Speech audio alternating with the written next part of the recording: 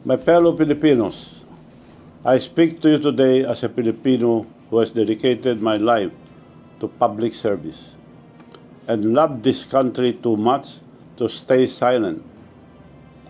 I once believed our nation was finally rising, only to see corruption pull it back down again. Our people are struggling, prices are high, there is flooding everywhere, and billions are being lost to corruption. This flood control scandal is the biggest corruption scheme I have witnessed in my entire life, having seen 8 presidents lead this nation. This is an obvious, well-orchestrated scheme created by this administration to exploit the country's national budget for personal gain. The floods have only worsened during Marcos Jr. administration. Why? Because there was never a master plan for flood control. Only scattered projects approved anywhere and everywhere, without coordination, flood mapping studies, or honesty. Worse, our farmers' crops keep getting destroyed because a dike meant to protect the river failed. Family homes continue to be washed away by flash flood, and our children, the poor, and the entire nation is paying this price. The BBM administration has invested ₱500 billion in flood control alone. More than 9,800 flood control projects have been built, but why do the floods keep getting worse? Let us speak plainly. Public funds are not released easily. There is a process, and at the very top of that process sits one man, the President of the Republic of the Philippines. Every year, before Congress sees any line item, the President reviews and approves the National Expenditure Program, the NEP. That is the master plan of where our money will go. Without his signature and approval, it cannot move forward. The Department of Budget and Management, or DBM, then prepares and releases the funds with the President's approval. The Department of Public Works and Highways, DPWH, who also takes orders from the President, implement the project. These are not independent agencies. They follow the President's direction and instruction. And when Congress debates the budget and send it back to Malacanang, who signed it into law? The President himself. He approves the General Appropriation Act, or GAA, with full knowledge of its content. So when the Congress and Senate inserted $450 billion in public work funds and Marcos Jr. vetoed only $29 billion, it means he personally reviewed the remaining ₱421 billion in infrastructure. It is also means he conferred with his first cousin Speaker of the House of Representatives, Martin Romualdez. He also chairs the Cabinet Cluster of Disaster Preparedness and Infrastructure, which means he should be leading the creation of a genuine, science-based national flood control plan. He is responsible for the long-term plan of his own Build Better More program. But instead, it has turned into Build More, Waste More.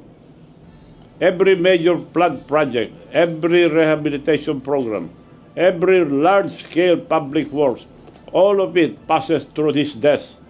He reviews every plan and approves every peso. So tell me, how can anyone say, I don't know? How can he say, you should be ashamed of yourself? Perhaps it is you that you should be ashamed of yourself, Mr. President. Filipinos' hard-earned pesos have disappeared into flood controls projects like ghosts. Who carries the ultimate responsibility? It is not the officials, not the engineers, not the contractors. It is the president who holds the power and the trust of the nation. Corruption has been allowed to flood every agency of this government. It is a failure of leadership at the very top. What our president is doing is shifting the blame to others to save himself. That, ladies and gentlemen, is called a weak leader. Let me ask this simple question. Why is the ICI, the Independent Commission on Infrastructure, not investigating Ilocos Norte? Did you know that majority of the flood control projects in Ilocos Norte are contracted to either the Discayas or the newly elected Lawag mayor, handpicked by the president himself? Almost 4 billion pesos has been funneled to this mayor, who is their favorite contractor since Bongbong administration. Why is this not being flagged? The controversial Discayas themselves have 2.7 billion flood control projects that are paid in advance, with some uncompleted in Ilocos Norte. Why are the investigations skipping Ilocos Norte? The clearest example of how corruption hides under political protection. If he is doing this in his own province, then there is no doubt he is doing this to the rest of the country. I challenge you, Mr. President, to order your so-called independent body, the ICI, to begin this probe in your own province of Ilocos Norte. Prove credibility first before diverting blame to others. I challenge the youth and the religious group to accompany the ICI in their investigation of Ilocos Norte. I urge the public to call out the engineers and contractors in Ilocos Norte to stop protecting the mastermind. Look at how they will spin the story and try to silence me. The so-called plunder case they filed against me is a baseless complaint, a political weapon meant to destroy me because I have chosen to speak the truth about corruption at the highest level. If there is any truth to any accusations against me, I am willing to go to jail. I am a man of one word. The complainant of this plunder case, Attorney Tilly Cordero, who has a record of being suspended for 6 months by the Supreme Court for violation of the Code of Professional Responsibility, or CPR of lawyers. She even came to my house asking for money, proof of pictures which I will post publicly. She is the first cousin of the mayor I defeated in Narvacan, Mayor Edgardo Zaragoza, the most corrupt mayor that Ilocos has ever had. For 33 years that he and family were mayors, there has been no progress, no new municipal building, no new market, and barely any infrastructure except ghost project. This mayor even had ghost farmers to convert public funds to the mayor's pocket. In my barangay Solbec alone, they appropriated 9 million pesos for the benefits of 65,000 ghost farmers, while the official registered farmers are only 80, with the whole population of Narvacan being only 44,000. I filed that case 10 years ago, but the Ombudsman has not even touched that very blatant case up to now. Why have they accepted this fake complaint against me in just 1 day, but not act on the real plunder case I have filed against Mayor Zaragoza? This is how they operate: silence the whistleblower and protect the corrupt. They attack me because I'm not afraid to tell the truth. But take note, all their paid online troll farms and their attack dogs will never silence me. My countrymen, let us no longer be fooled. We keep trusting the same name. We were told that Ferdinand Bongbong Marcos Jr. will redeem the Marcos corruption course on the Filipinos. But look around, his government agencies are flooding with corruption. And before it blows up into his face, He used the Suna to tell the story as if he is the hero who uncovered the mess to save himself while deflecting the blame on others. Let's not be made stupid. How many times must we let the same family treat our country like their personal piggy bank? How many times must we trust the same name and expect a different result? If we truly love our country and children, then we must break this cycle. We are on the verge of exposing the biggest corruption scandal in the Philippine history. And should stop now. We should not stop now.